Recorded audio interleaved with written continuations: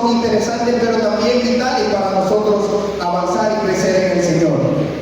Año 2012, trabajé en mi primer empleo después de salir graduado de la universidad, fue en Anaco, como inspector de calidad. Allí me contrataron una empresa y íbamos a estar por un contrato más o menos de año y medio. Y como inspector de calidad yo debía velar porque la empresa cumpliera con las especificaciones que PDVSA exigía.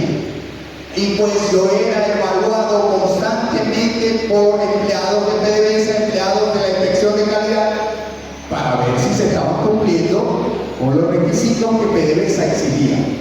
En ese momento, ¿qué estaba buscando PDVSA como dueño de la obra?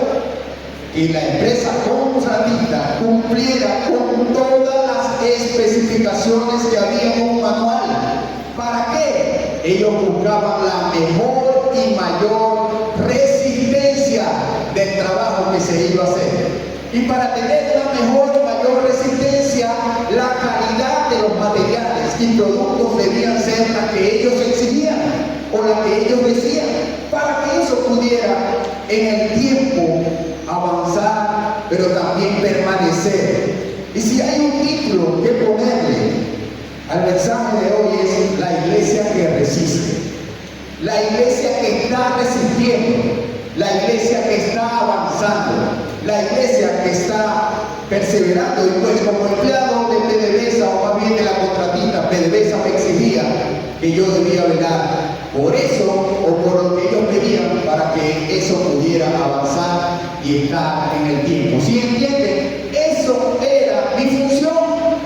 Pero a veces yo debatía con el dueño de la contratista porque él me decía: Robinson, este material es muy costoso, esto no lo vamos a comprar, vamos a poner esto. Pero yo le decía: pero ellos están exigiendo esto. No importa, tienen que decirle que no tenemos dinero.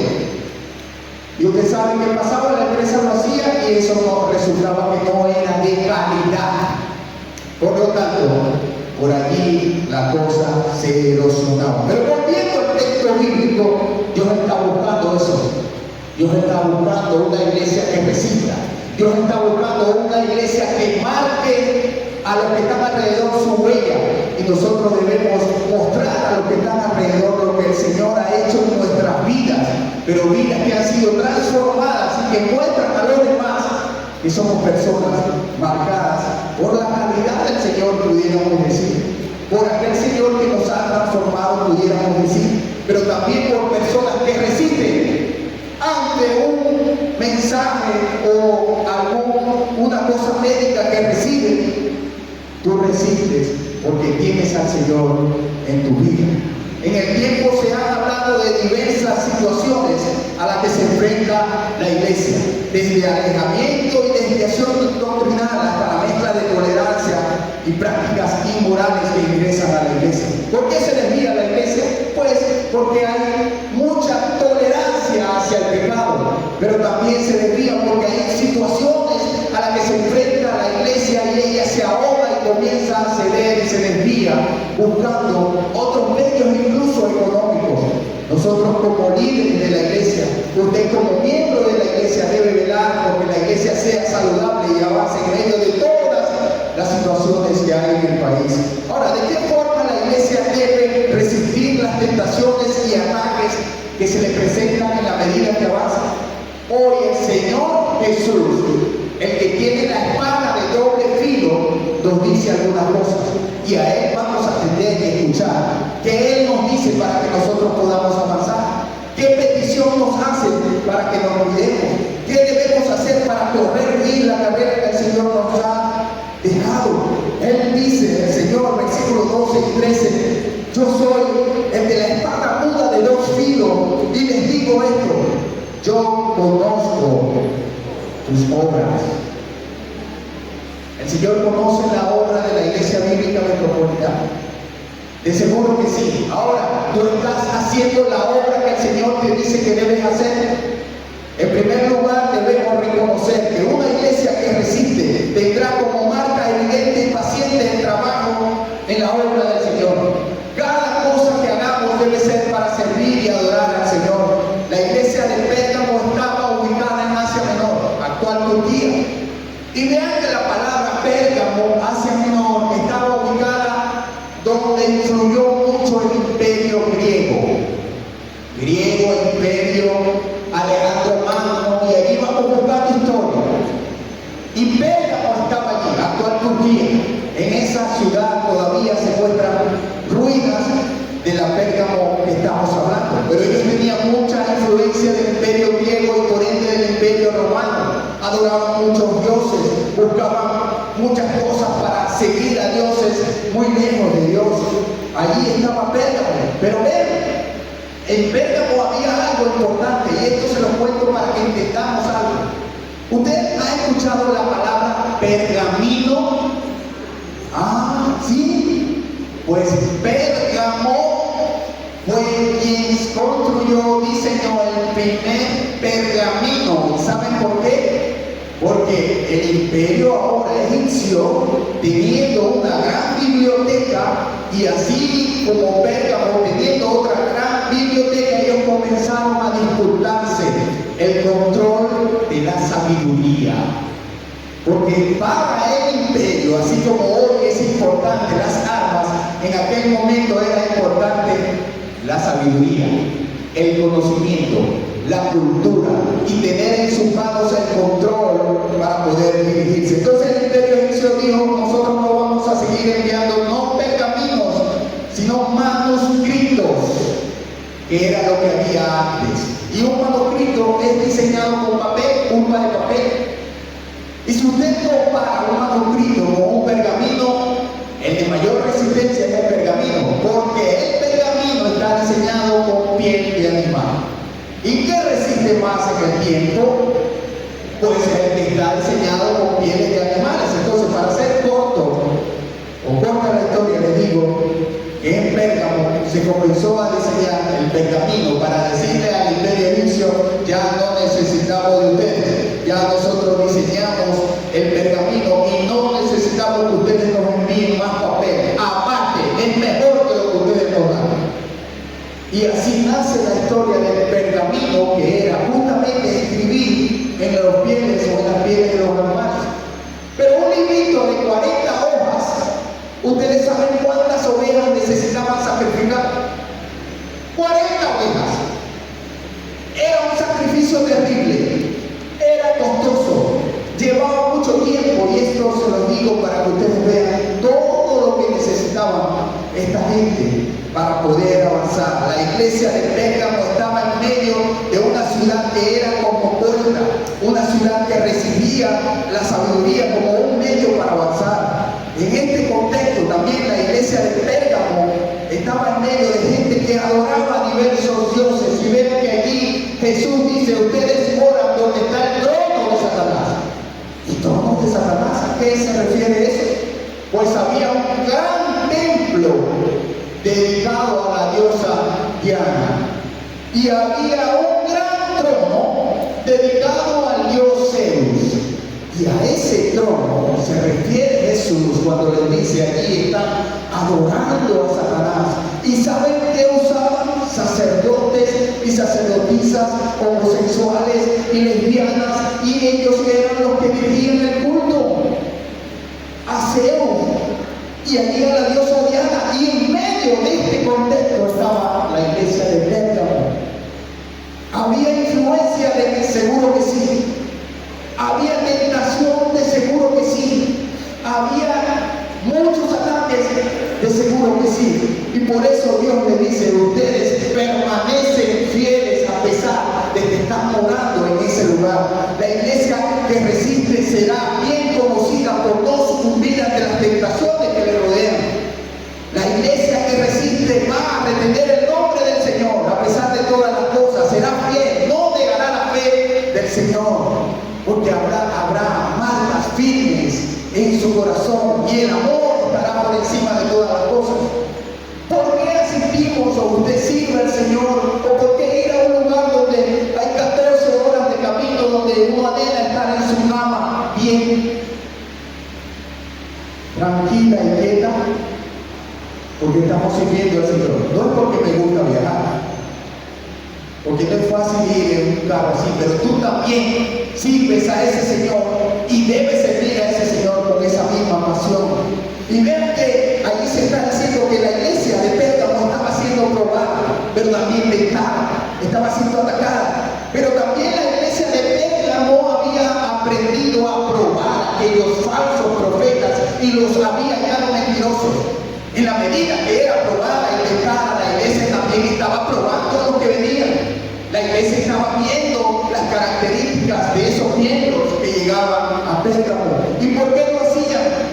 Porque ellos sabían que tenían el manual, las especificaciones de diseño del dueño de la obra. Y esas especificaciones de diseño usted las tiene aquí, y en la palabra de Dios, cómo comportarnos, cómo andar. Y hay un texto en 1 de Juan que dice, el que dice, usted sabe la Biblia, el que dice que permanece en él, ¿cómo debe andar? ¿Hablando de quién? Del Señor Jesucristo. Si tú dices que permaneces en él, hay una condición que usa Juan allí para decir, si tú te crees cristiano, si tú dices que eres creyente, debes caminar, debes andar como era tú. Debes ser modelo de lo que el Señor es. Entonces, una iglesia que resiste será fiel. Una iglesia que resiste no negará la fe, a pesar de los ataques, a pesar de donde mora, a pesar de lo que esté alrededor. La iglesia resistirá, la iglesia perseverará. ¿Quién va a ser salvo? El que persevere hasta el final. ¿Y por qué perseverará hasta el final un creyente? Porque yo soy bueno, porque yo hago ejercicio, porque yo soy el mejor de la corte, porque yo soy el mejor creyente, porque yo tengo cualidades y capacidades.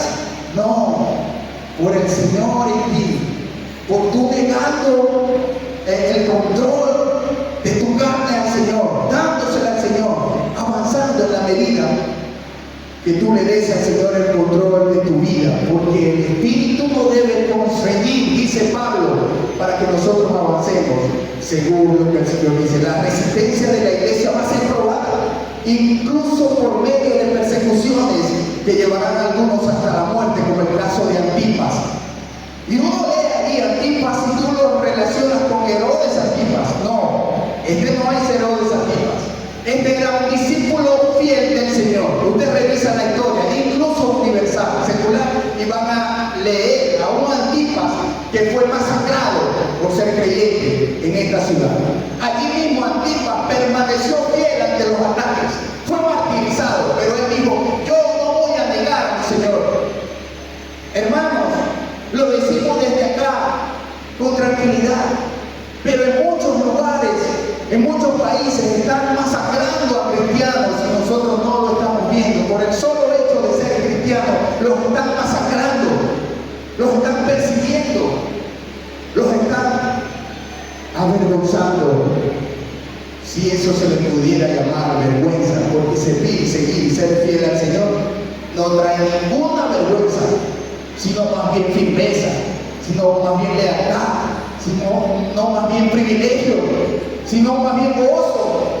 Como decían los discípulos cuando eran azotados, decían, gracias Señor porque hemos sido azotados por causa del Señor. El Señor está buscando esa clase de creyentes hoy.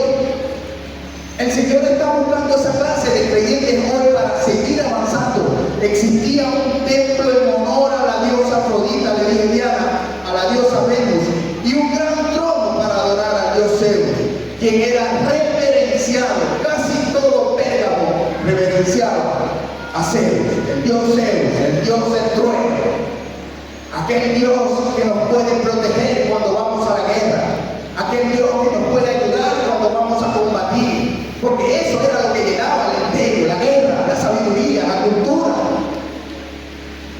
Y el apóstol Pablo dice, si yo hablase lenguas humanas y angelicales y no tengo amor, de nada me sirve. Amado hermano, decía Marco Rito hace una semana, Dios nos va a usar mucho más en la medida que yo diga, no tengo la capacidad, no sé cómo hablar, no sé cómo presentar, no sé qué decir. Recuerden a Moisés, recuerden a todas aquellas personas, recuerden a Timoteo, el tímido, y Dios usándolo.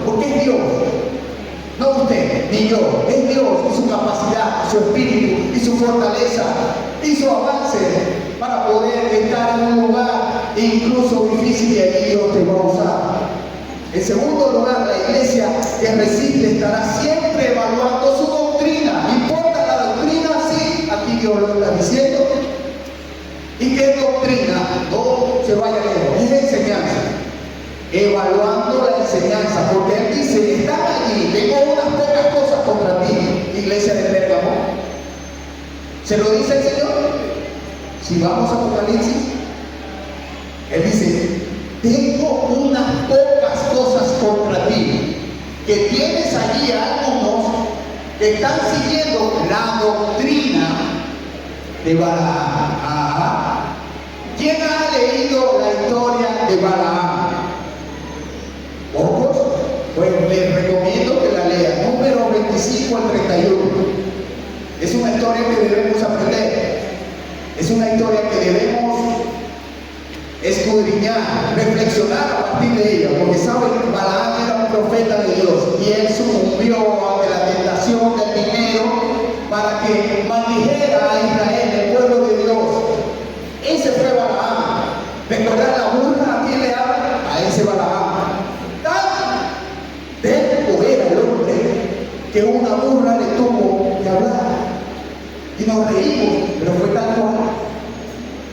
Dios le dijo: ¿qué estás haciendo? Tú eres mi profeta. Y él sucumbió ante el dinero, ante la tentación, ante la necesidad que tenía tal vez, ante la crisis económica, ante la crisis del país que le rodeaba. Y él recibió esa tentación y el dinero y dijo: bueno, yo voy a ir a ver si maldijo a Israel, porque este es dinero que me están dando.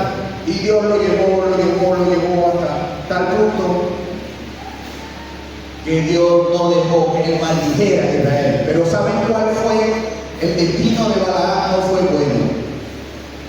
Cuidémonos. Dios no va a permitir que su iglesia que avanza sea tocada, porque la iglesia avanza, la iglesia está avanzando, y ni las puertas del Hades del infierno prevalecerán ante la iglesia del Señor, porque ella resiste, ella avanza, ella es atacada, pero allí va. Nosotros como iglesia nunca vamos a sucumbir, pero personajes como Balaam y su doctrina que sigue permeando a mucha gente dentro de la iglesia van a tener un final triste, horroroso y feo. Este hombre se dio por dinero y se vendió para maldecir a Israel. Al negarse Dios de hacer esto, incitó, no se quedó con eso, sino luego incitó a Israel: ahora inclínense ante otros dioses. El profeta de Dios, el que tenía la palabra de Dios, la exhortación, la ayuda de Dios, le dijo al pueblo: vamos a adorar a los dioses altos que están allí arriba. No hagan eso, vengan acá. ¿Y saben por qué el pueblo lo siguió? Porque él era el profeta de Dios. ¿Y saben qué pasó? La gente se desvió.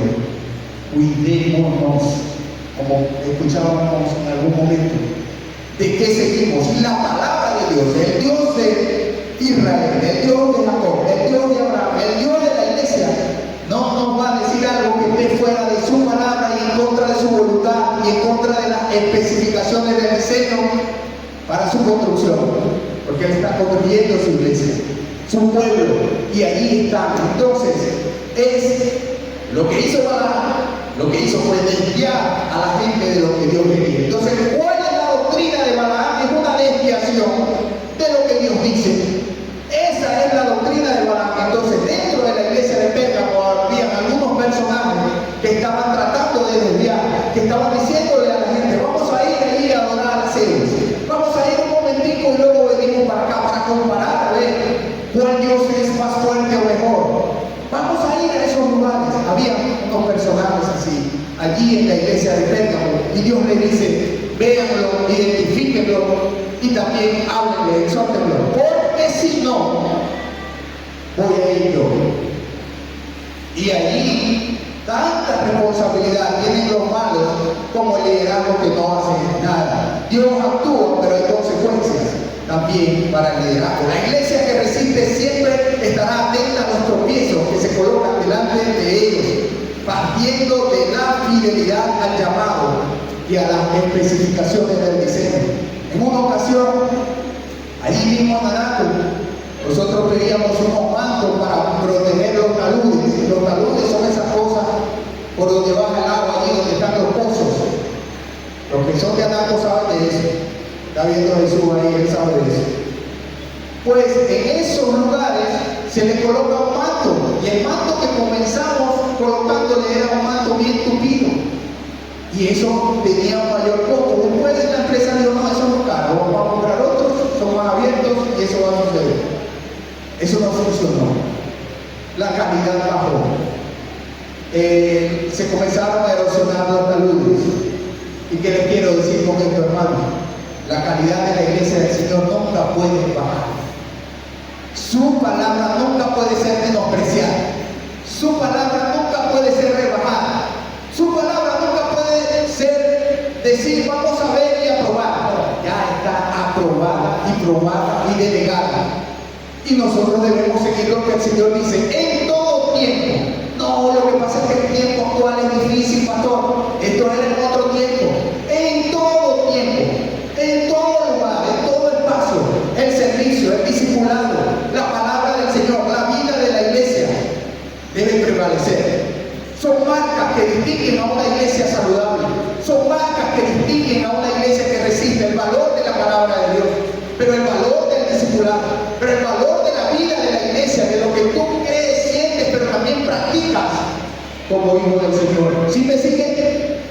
Esos valores deben emerger de la iglesia para que muestren a una iglesia que resiste. Vamos a leer allí en Efesios 1, 13, 14. Porque también cuando trabajaba, a la contratista le daban un anticipo. Ese anticipo era del 50-60%. ¿Para qué? Para que la empresa comprara los materiales que le exigían de Devesa para colocarlos en aquel lugar. Había un anticipo. Pues nosotros tenemos un anticipo. Nosotros tenemos algo que el Señor nos dejó y nos marcó y nos dijo: Él es mío, y hasta el final Él va a llegar. Él va a perseverar porque Él, ella son míos. En Él también vosotros, Efesios 1, 13 y 14, habiendo oído la palabra de verdad, el evangelio de vuestra salvación, y habiendo creído en Él, fuisteis sellados con el Espíritu Santo de la promesa, que es la garantía, el anticipo de nuestra herencia, hasta que la redención de la posesión adquirida para alabanza de su gloria se dé. Eso no lo viene a mí sí, porque hay una garantía, hay un anticipo, las arras de nuestra herencia. Es decir, voy a resistir, voy a avanzar, soy de los que resisten, soy de los que permanecen fieles, soy de los que avanzan, soy de los que reciben la provisión del Señor, soy de los que están animados a pesar de que el desánimo toque la puerta. Debemos ser de eso, para ser de los que resisten. La iglesia que resiste identificará también. Y esto, hermanos, es de sumo cuidado. Identificará y aborrecerá la inmoralidad sexual. Era la doctrina de los nicolaítas. Y esa doctrina estaba permeando a la iglesia, diciéndole: bueno, podemos tener 2 o 3 esposas, pero también dentro del culto pueden haber homosexuales. Eso estaba permeando la iglesia. Eso estaba trastocando la fidelidad de algunos en la iglesia. Eso estaba colocando a la iglesia en un desorden. Y el Señor le dice: ten cuidado con los que siguen a esta doctrina. Y la doctrina de los nicolaítas era esta clase de doctrina. Y saben, aquí pudiéramos pensar en cuántos papas, en cuántos padres, en cuántos sacerdotes tal vez han abusado de niños pequeños, pero también en cuántos supuestos cristianos se han aprovechado de niñas y niños, también de cuántos supuestos pastores han hecho un montón de cosas inmorales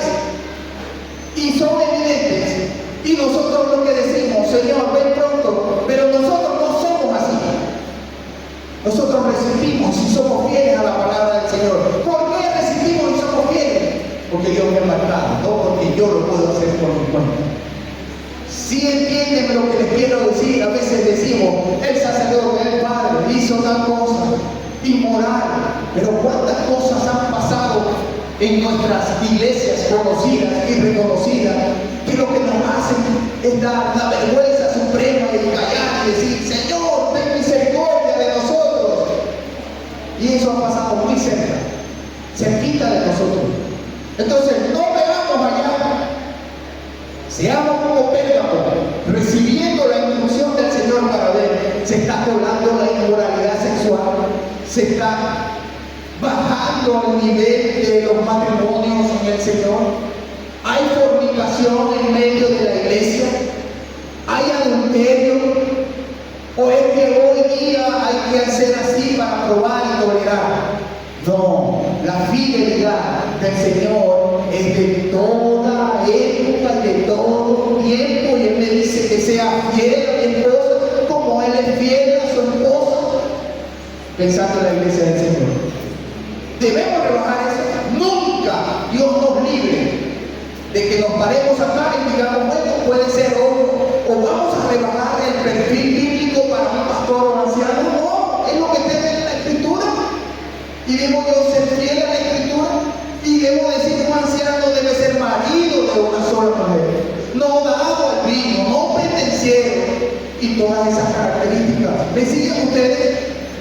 Por eso en el tiempo, como escuchaba a uno a la iglesia amiga que decía: no, ya esas características pudiéramos decir que son de forma, no de fondo. Ya esas características en el tiempo han pasado, se han rebajado, y no necesariamente un pastor debe ser marido de una sola mujer. Y cuando él me dijo así, yo le dije: no sigamos conversando, porque la palabra de Dios permanece fiel y nos hace un llamado a ser fieles a lo que ella dice. Y es lo que está diciendo aquí el Señor a la iglesia de Pérgamo: no toleres los que son inmorales, los que siguen la doctrina de los nicolaitas. No lo toleres. Habla de lo que yo digo, y lo que yo digo es: por tanto, dejará el hombre a padre y a madre y se unirá a su mujer, los dos serán una sola carne. No hay dos sexos, perdón, no hay casamiento entre personas del mismo sexo. Y ya en aquel entonces historia había lesbianas, homosexuales, y usted no tiene idea de lo que se hacía. ¿Pero en qué contexto lo hacían? Para adorar a sus dioses. Entonces allí había toda clase de suciedad, adorando a los dioses falsos, a Zeus, a Diana, y la iglesia de Roma lo seguía. Usted me sigue a mí en cuanto a lo que el Señor dice, y lo hablamos con pasión, porque con pasión y temor y temblor debemos cuidarnos, porque ¿cuál va a ser la eternidad después de esta vida de nosotros?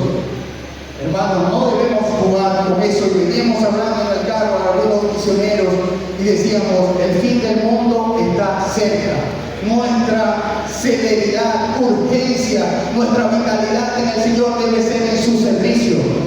No estoy diciendo que vamos a dejar de comer, que vamos a dejar de trabajar, pero la prioridad debe estar en nuestra misión en el Señor. Y eso lo vamos a leer ahorita. La iglesia que resiste entonces aborrecerá a todas aquellas personas inmorales. Ellos tenían, los nicolaitas, a la inmoralidad sexual como una característica de su enseñanza. Imagínense ustedes, la inmoralidad sexual como parte de su doctrina. Debemos adorar a Dios, pero vamos a hacer allí una cuestión rara. Y eso eran los nicolaitas. Y el Señor le dice: sácalos de allí, aborrécelos así como yo los aborrezco. No existía ningún medidor para ellos o patrones a seguir. Y aquí voy y apunto a una persona que tal vez influyó en esta gente, Jezabel. ¿Cuántos han leído la historia de Jezabel? En ese mismo contexto, Baal, en ese mismo contexto de Israel alejándose de Dios, aparece un personaje grotesco, malicioso, malvado, llamado Jezabel. ¿Y qué hacía Jezabel? Pues ella dirigía culto a Baal, no Baal el profeta, sino a un Dios llamado Baal. ¿Y saben qué hizo Jezabel? Ya no en Pérgamo, en los tiempos del pueblo de Israel. Ella sacó del templo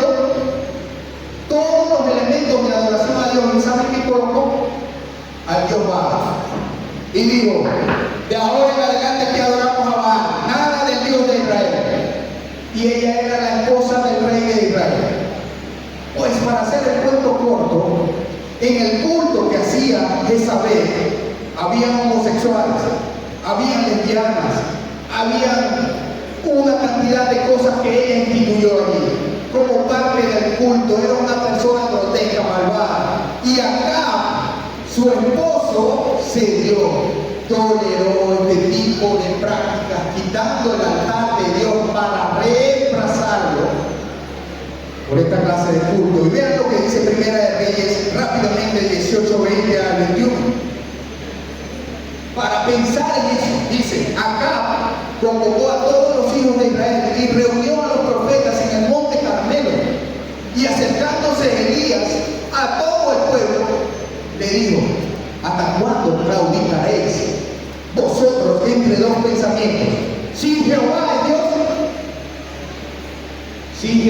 Dios, seguidle. Iglesia Bíblica Metropolitana, ¿hasta cuándo claudicaréis? ¿Y qué es claudicar? Tener doble pensamiento. ¿Hasta cuándo va a estar como un ventilador? ¿Hasta cuándo para acá y para allá? ¿Hasta cuándo claudicaréis? Le dijo Elías a todos los profetas y al pueblo, le dijo, ¿hasta cuándo ustedes van a estar así? Si Jehová es Dios, síganle. Y si no, sigan a Baal. Y eso va en consonancia con Apocalipsis. Por cuanto no eres frío ni caliente, te vomitaré de mi boca, dice el Señor. Son expresiones de repulsión hacia aquellos que son fríos y calientes, que están allí claro y oscuro, que medio, que de vez en cuando, que cuando puede, pues el Señor les dice a aquellos, son repugnantes, porque no son capaces de decir, yo no soy nada de eso, de lo que usted me está diciendo, yo sigo a los dioses que yo creo. Y viene Elías y te dice, ¿hasta cuándo van a estar así? Decídanse, sigan al Dios real, que ustedes lo conocen. Primera de Reyes 21, 25 dice, la verdad, ninguno fue como acá, que se vendió para hacer lo malo ante los ojos de Jehová, porque Jezabel, su mujer, lo incitaba. No solo debemos tener cuidado con nuestras esposas que nos dicen y recomiendan, sino debemos tener cuidado con todo aquel que nos incita a hacer lo malo. No es tu amigo, querido hermano. No es tu amiga, no es tu hermano. Alguien que te incite a pecar, que te incite a hacer algo fuera de lo que Dios dice. No es tu amigo, cuídate. Por último, ya tenemos calor, pero debemos decirlo. La iglesia que resiste está llamada a revisar siempre su enfoque. Si vemos, la última parte dice, por tanto arrepiéntete. ¿A quién se le dice o le dice el Señor que se arrepienta? A la iglesia. ¿Y qué es arrepentimiento? Decía el pastor, y luego hace tiempo y de arrepentimiento es cambio, transformación completa, cambio de dirección. Hoy equivocado, por ahí no es. Me volteo y doy la vuelta. Arrepentimiento. ¿A quién le dice a la iglesia de Pedro? Ahora, no, hermano, ¿de qué usted me va a decir a mí que me arrepienta? Yo no tengo nada de que arrepentir.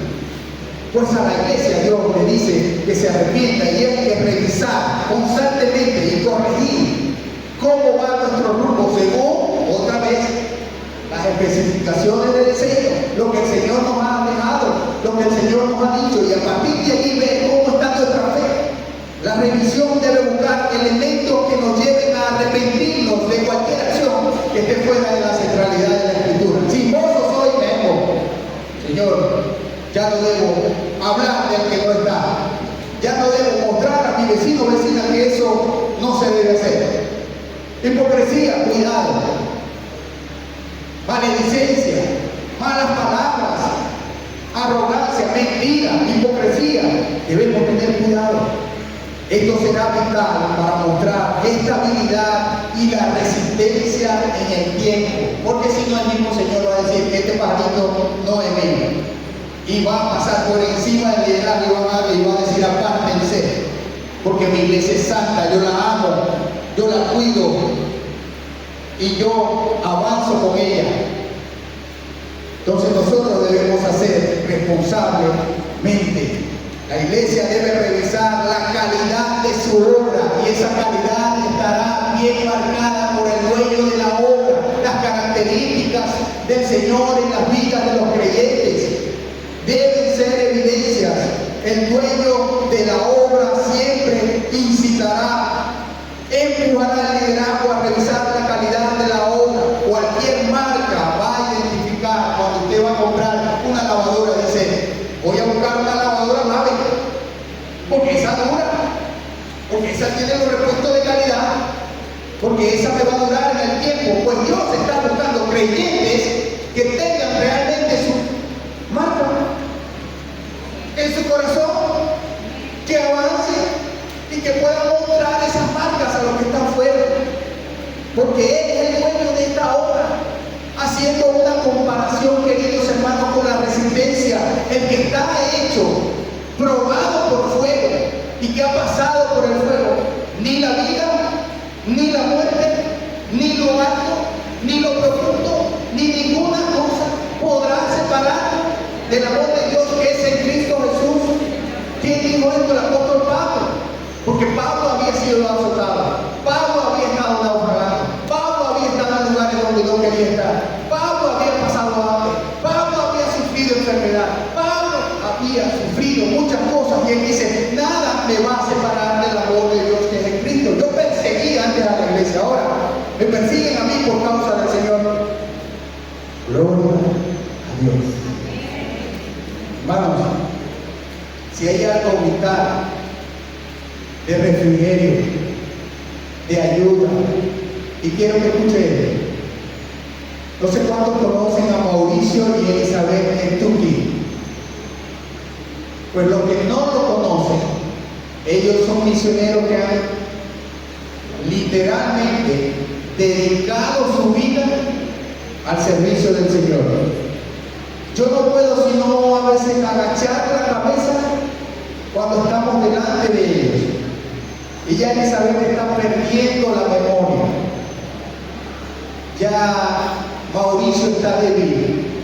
Y todo lo que sale de su boca es pensar en cómo ayudar a los Eñapá para que tengan la traducción de la Biblia casi completa. Todo lo que sale de la boca de Mauricio y Elizabeth es: puedes ir a la iglesia un tiempo. No, hermano, porque necesitamos traducir el libro de los Salmos pronto.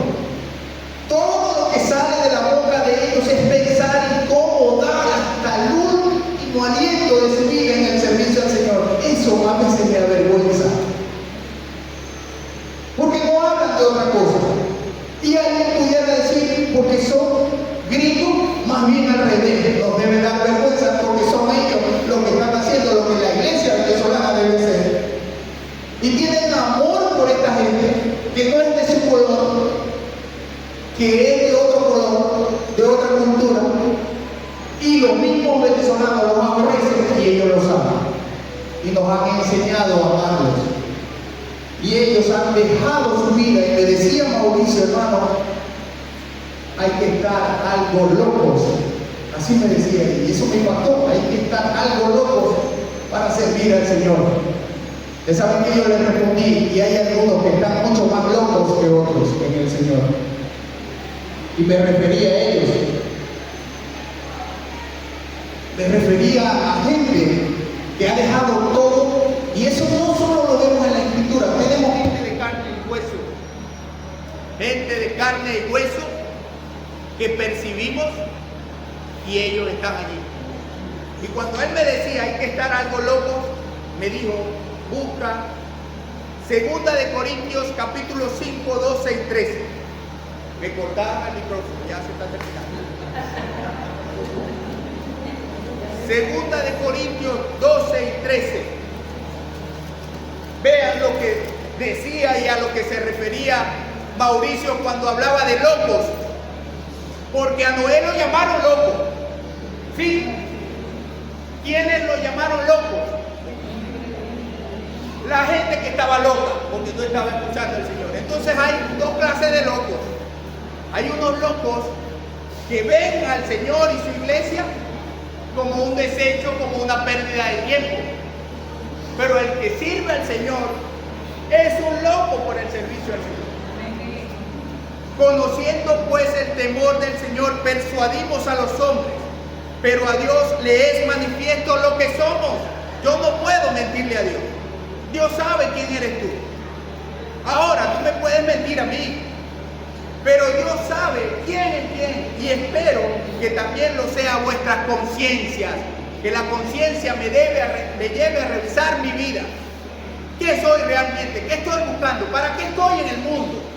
¿Estoy glorificando a ese Dios que existe? Y aunque algunos digan que no existe, y dice, no nos recomendamos pues otra vez a vosotros si no os damos ocasión de gloriarnos por nosotros, para que tengáis con qué responder a los que se glorían. Y vean lo que dice, en las apariencias. A los que se glorían en las apariencias, tengan cuidado, y no en el corazón. Voy a leerlo de nuevo, en la luz, todo. Conociendo pues el temor del Señor, persuadimos a los hombres, pero a Dios le es manifiesto lo que somos, y espero que también lo sea vuestras conciencias. No nos recomendamos pues otra vez a vosotros, sino os damos ocasión de gloriarnos por nosotros. Pablo dice, yo no me voy a recomendar yo estoy gozoso por ustedes, para que tengáis con qué responder. Y en la iglesia de Corintios había esto, con qué responder a los que se glorían en las apariencias y no en el corazón. Y aquí viene la parte, porque si estamos locos, dice Pablo, es para Dios. Y si somos cuerdos, es para vosotros. Estamos sirviendo a Dios, Mauricio y Elizabeth, toda su vida allí, y todavía perdiendo la conciencia, perdiendo su memoria. Piensan y dicen y hablan de traducir y de hacer cosas para el Señor. Hay que estar locos. Y él me lo decía, hermano, hay que estar un poco locos. Y yo le decía, algunos deben estar mucho más locos. Y hay una frase lapidaria. Esta semana pudimos ver un video de John MacArthur. ¿Quién lo vio? John MacArthur, siervo fiel del Señor, dice que ya su vida se le está pagando. Y otro John, pero John Keith Falconer, perdónenme mi inglés, dice lo siguiente: solo tengo una vela de vida y preferiría quemarla en una tierra llena de oscuridad en lugar de apagarla en una tierra inundada de luz. Repito, solo tengo una vela de vida y preferiría quemarla en una tierra llena de oscuridad en lugar de apagarla en una tierra inundada de luz.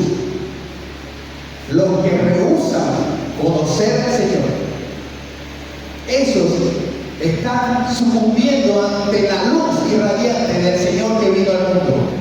Y este John Keith Falconer está diciendo, pues mi vela va a ser dedicada a buscar a aquellos que están en la oscuridad.